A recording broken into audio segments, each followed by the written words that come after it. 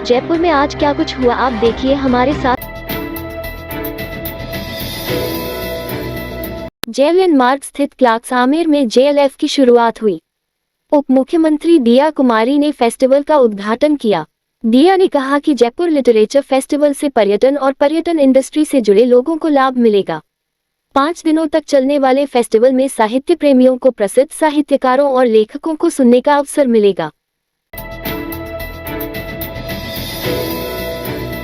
Literature festival में आए पूर्व उप मुख्यमंत्री सचिन पायलट ने मीडिया से कहा कि यह अंतरिम बजट था, लेकिन जो भाषण वित्त मंत्री ने दिया वो मुझे एक चुनावी भाषण लगा। अगर अपनी सरकार का गुणगान ही करना है तो वह तो हर सभा में भाजपा के नेता करते हैं। मुझे उम्मीद थी कि अंतरिम बजट में भी ऐसे कदम ले सकते थे।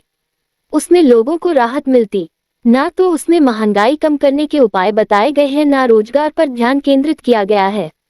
सिर्फ अपना गुणगान किया गया है। पूरे भाषण में कुछ ऐसा निकल कर नहीं आया है जिससे जनता को कोई उम्मीद हो सकती है। जिस प्रकार यह सरकार कह रही है कि अगला बजट हम बाद में पेश करेंगे, उससे कहीं ना कहीं अत्यात्म विश्वास दिखता है। सरकार के पास, वित्त मंत्री के पास एक ऐसा मौका था। किसानों के लिए, नौजवान के लिए, मध्यम वर्ग के लिए कोई राहत नहीं दी गई है। और जब आप कहते अर्थव्यवस्था इतनी अच्छी चल रही है, लेकिन मध्यम वर्ग के लिए, विद्यार्थियों के लिए, किसानों के लिए, नौजवानों के लिए कोई राहत, सहायता, कोई आर्थिक मदद का कोई प्रावधान नहीं है। अंतरिम बजट में राजस्थान को 9,782 करोड़ रुपए का बजट मिला है।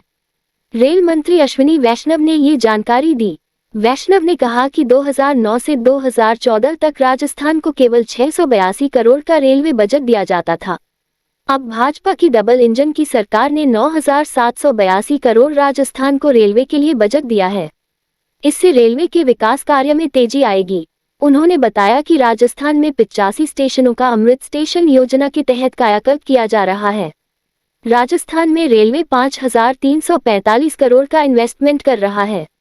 वहीं रेलवे ने राजस्थान में 1,376 फ्लाईओवर बनाए। इसी प्रकार 54 स्टेशन पर स्टॉल लगाए गए हैं। मुख्यमंत्री भजनलाल शर्मा ने अपने निवास पर केंद्र सरकार की ओर से पेश किए गए अंतरिम बजट भाषण को सुना। वित्त मंत्री निर्मला सीतारमण ने अंतरिम बजट पेश किया। वित्त मंत्री सीतारमण के कार्यकाल का ये छठा बजट है।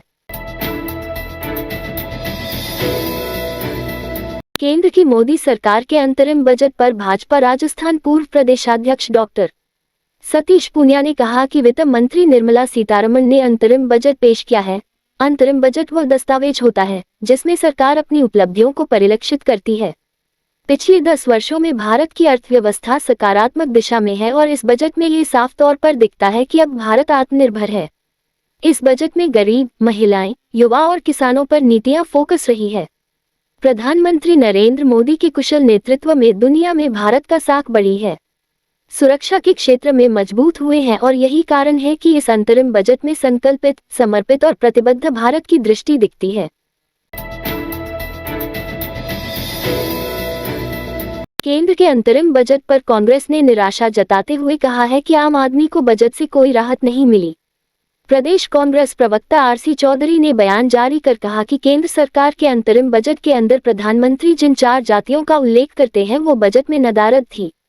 महिलाओं को लेकर बजट के अंदर कहीं कोई प्रावधान नजर आया। 410 रुपये में एलपीजी सिलेंडर को महंगा बताने वाली भाजपा के शासन के अंदर अंतिम समय के अंदर जब 5 राज्यों के चुनाव था, 200 रुपये की सब्सिडी की घोषणा की गई, लेकिन राहत को पूरे देश की गृहिणी इंतजार कर रही थी। किसान को फर्टिलाइजर सब्सिडी में बजट में कम किया गया। 2022 में प्रधानमंत्री किसान के आमदनी दुगुनी करने की बात जिक्र करते थे, लेकिन किसान की लागत दुगुनी नहीं हुई और किसान परेशानी झेल रहा है। प्रतिदिन 30 से अधिक किसान अपनी जीवन लीला को समाप्त कर रहे हैं। उसका कोई प्रावधान नहीं नजर आया। रोजगार सृजन को लेकर कहीं कोई विजन नहीं नजर आता। इस रात की सुबह नहीं होती जब तक हाथ में उसकी गर्माहट नहीं होती। चाय का प्याला, अखबार साथ पुराना है, मिट्टी से जोड़ता है। खबरों की खुशबू से सारा घर महकता है। हर रंग में ढला कहानियों से किस्सों तक ले जाता है बेरोक टोक। देश के हर हिस्से तक ये हकीकत का आईना है। ख्वाबों को सच करके दिखाता है। दैनिक नवज्योति आपके लिए आपके साथ। ये थे आज के मुख्य समाचार। विस्तार से जानने के लिए पढ़ते रहिए दैनिक नवज्योति। दैनिक नवज्योति के YouTube चैनल को सब्सक्राइब करें और ताज़ा अपडेट के लिए बेल आइकॉन दबाएं।